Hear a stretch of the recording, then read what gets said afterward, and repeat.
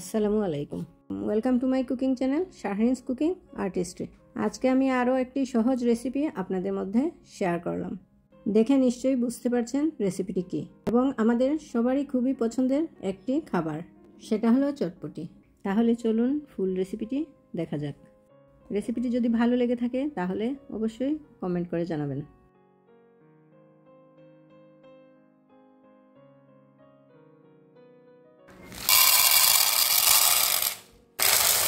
চটপটি রান্নার জন্য এখানে আমি হাফ কেজি মটর নিয়ে নিলাম। এটাকে আমি 6-7 ঘন্টা ভিজিয়ে রাখবো। সারা রাত ভিজিয়ে রাখলে আরও ভালো হয়। এখানে আমি 2টো ডিম ও 2টো আলু সেদ্ধ করে নিচ্ছি।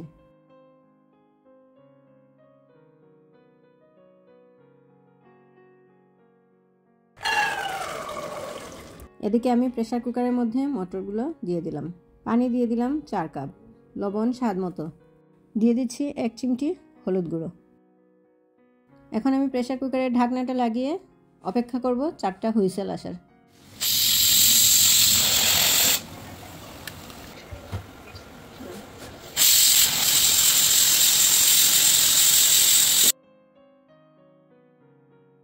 চারটা হুইসেল চলে এসেছে। এখন আমি প্রেসার কুকারটা খুলে দেখে নিচ্ছি মটরগুলো সেদ্ধ হয়ে গেছে। এদিকে আমি একটা বাটির মধ্যে 150 গ্রাম তেঁতুল ভিজিয়ে রাখছি। এদিকে একটি কড়াইতে 3 টেবিল চামচ তেল দিয়ে 2 টেবিল চামচ পেঁয়াজ কুচি দিয়ে দিলাম। এটাকে আমি 2 মিনিট কষাবো।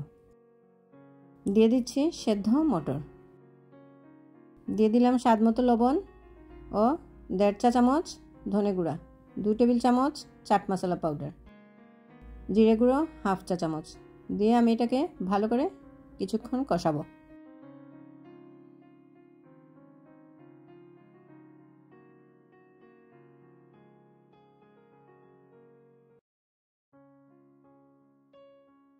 কষানো হয়ে গেছে। এখন আমি দিয়ে দিচ্ছি 4 কাপ পানি। কয়েকটা বলক আসলেই আমি এটাকে নামিয়ে নেব।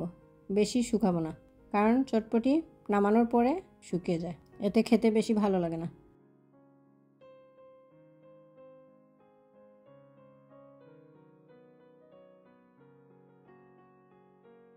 ভিজিয়ে রাখা তেঁতুলের কাঠ বের করে নিচ্ছি। বিচিগুলো ফেলে দেব এবং এটা ছাঁকনিতে ছেঁকে নেব।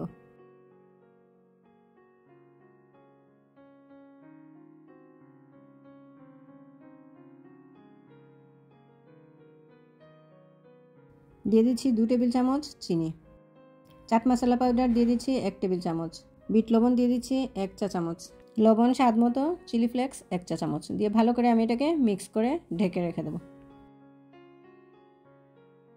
এখন আমি চটপটির গুঁড়ো মশলা তৈরি করে নিচ্ছি।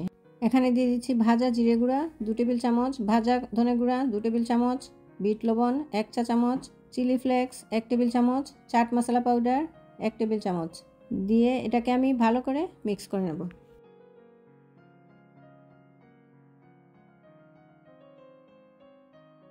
চটপটির মধ্যে আমি দিয়ে দিচ্ছি 1 চা চামচ চিলি ফ্লেক্স।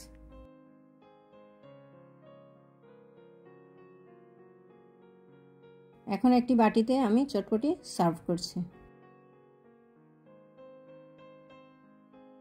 দিয়ে দিচ্ছি চাট মশলা পাউডার 1.5 চা চামচ, সেদ্ধ করে রাখা আলু গ্রেট করে নিয়েছি এটা দিয়ে দিচ্ছি, দিয়ে দিলাম সেদ্ধ করে রাখা গ্রেট করা ডিম, দিয়ে দিলাম পেঁয়াজ কুচি, এখন দিয়ে দিলাম শসা কুচি, ধনে পাতা কুচি, দিয়ে দিচ্ছি কিছু কাঁচামরিচ কুচি, এখন দিয়ে দিচ্ছি চিলি ফ্লেক্স 1 চা চামচ। আবারও আমি এর উপরে ডিম গ্রেট করে দিচ্ছি।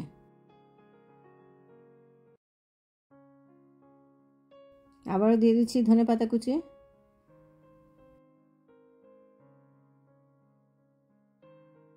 এখন দিয়ে দিচ্ছি ফুচকা, দিয়ে দিচ্ছি তেঁতুলের জুস। রেসিপিটি যদি ভালো লেগে থাকে তাহলে অবশ্যই একটা লাইক, কমেন্ট ও সাবস্ক্রাইব করতে ভুলবেন না প্লিজ। আর ফেসবুক থেকে যারা দেখছেন তারা একটা লাইক ও ফলো দিয়ে আমার সাথে থাকবেন। এতক্ষণ যারা আমার সাথে থেকে ফুল রেসিপিটি দেখেছেন তাদেরকে অসংখ্য ধন্যবাদ। এভাবে অবশ্যই চটপটি ট্রাই করে আমাকে কমেন্ট করে জানাতে ভুলবেন না প্লিজ। পরবর্তী রেসিপি দেখার আমন্ত্রণ রইল।